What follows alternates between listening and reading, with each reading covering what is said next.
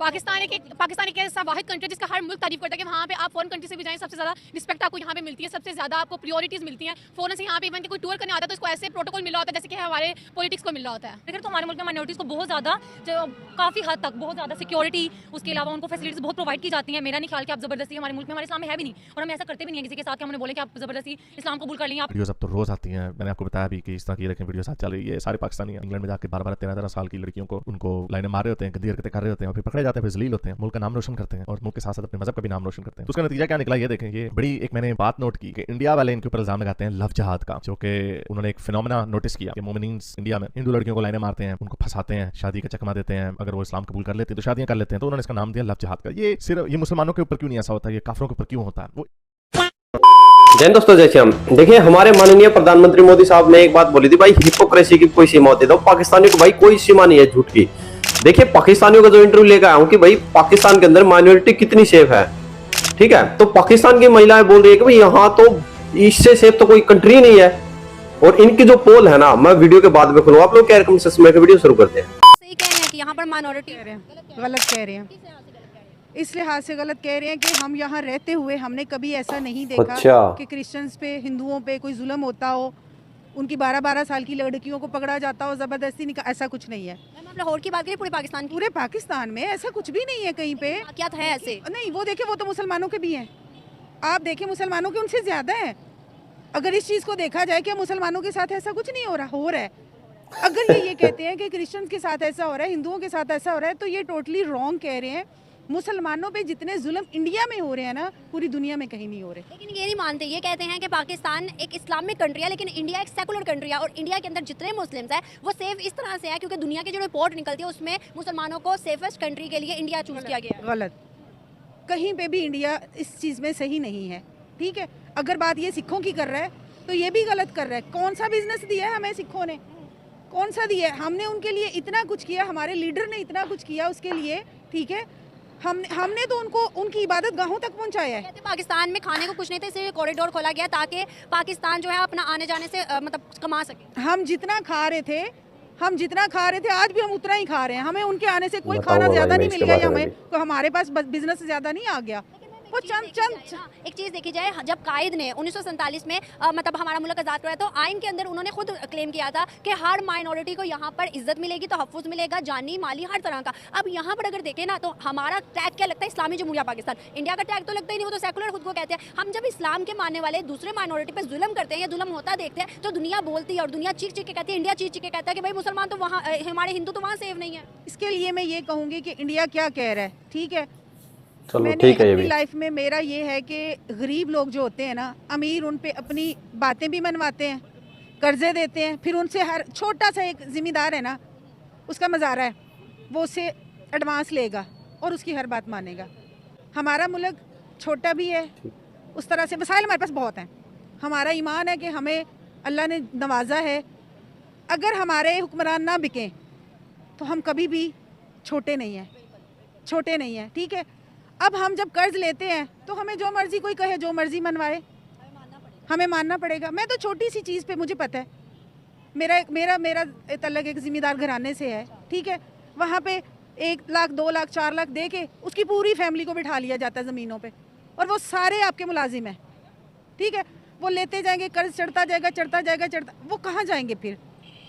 10-20 लाख वो दे सकते हैं? नहीं दे सकते। हम अरबों के मकरूज़ हैं।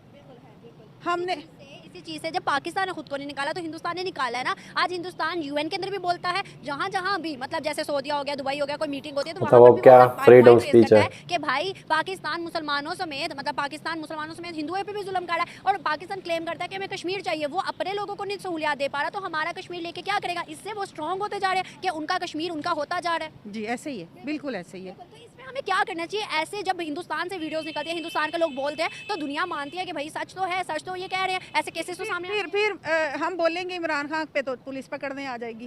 फ्रीडम तो हमें भी रही है। हमारा मैं यही तो कह रही हूँ कि हमारा लीडर अगर अच्छा होगा तो हम भी कहीं बात करने वाले होंगे। अगर उन्होंने एजुकेशन की बात की है कि हर कोई बच्चा एजुकेशन कर रहा है, हासिल कर रहा है, but I don't think so कि पाकिस्तान में चलो, ये तो मानना आजकल भाई। इतना पॉसिबिलिटी है कि हर बच्चा एजुकेशन हासिल कर सके। एक तो फीस बहुत ज़्यादा है। अगर ये कहते हैं कि एजुकेशन इसलिए बहुत अच्छी है कि हम लोगों ने बुक्स फ्राहम कर दी हैं, इट डजंट मीन कि हमने बुक्स फ्राहम कर दिया तो बच्चा बहुत अच्छी क्वालिफिकेशन हासिल कर सकता है। बुक्स दे देने से बच्चे को वो पढ़नी तो नहीं आ जाएंगी ना। सबसे पहले आपको चाहिए स्कूल कॉलेज यूनिवर्सिटीज़ की फीस को सबसे पहले कम किया जाए ताकि बच्चों का रुझान पढ़ाई की तरफ हो। बच्चे इवन कि मैं ग्रेजुएशन की स्टूडेंट हूँ, मेरी क्लास में एक बच्चा है वो 3 साल से अपने साल के पिछले किए जा रहा है क्योंकि उसके पास मेडिकल की फीस नहीं है।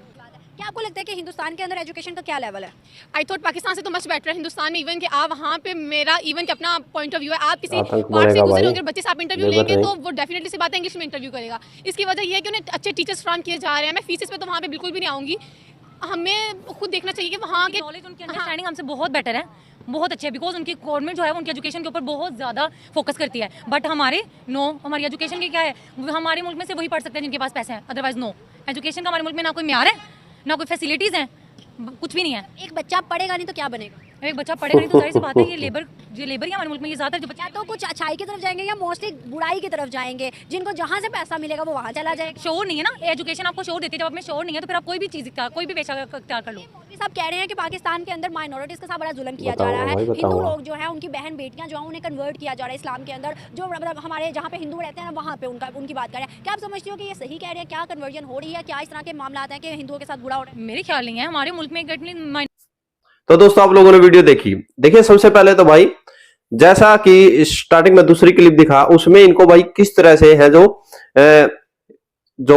यूरोप है वहां पर भी इनको कैसे कूटा जा रहा है और वहां पर जाकर खुद को पाकिस्तानी बताते हैं और कहते हैं भाई हमने क्या क्या किया है।